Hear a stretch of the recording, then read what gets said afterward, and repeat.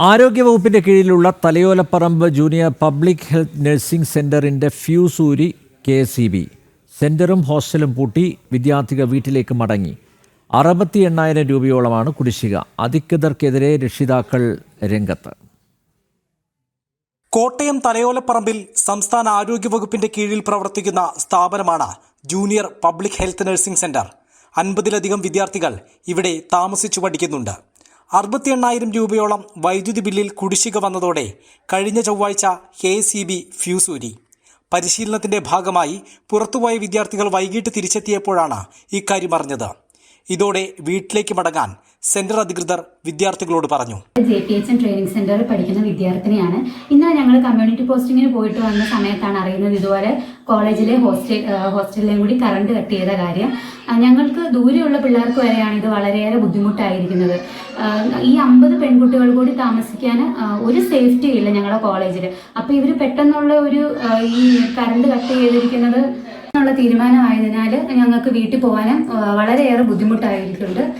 സംസ്ഥാനത്തിന്റെ പല ഭാഗത്തു നിന്നുമുള്ള വിദ്യാർത്ഥികൾ തിരിച്ച് വീട്ടിലെത്തിയത് പാതിരാത്രിയിൽ. കണ്ണിൽ ചോരയില്ലാതെ പ്രവർത്തിച്ച KSEBയിലെയും നിരുത്തരവാദത്തോടെ കൈകാര്യം ചെയ്ത ആരോഗ്യവകുപ്പിലെയും ബന്ധപ്പെട്ടവർക്കെതിരെ കടുത്ത നടപടി വേണമെന്നാണ് രക്ഷിതാക്കൾ പറയുന്നത്.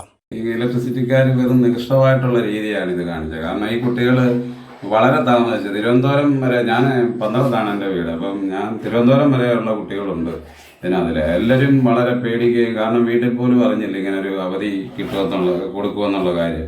കാരണം ഒരു സ്ഥാപനമാകുന്നുണ്ടെങ്കിൽ അതും ഗവൺമെൻറ് സ്ഥാപനം. ഇതിലെ ഒരു കുട്ടികൾ 50 വിദ്യാർത്ഥികളിൽ കൂടുതലുണ്ട് അവിടെ താമസിക്കുന്നത്.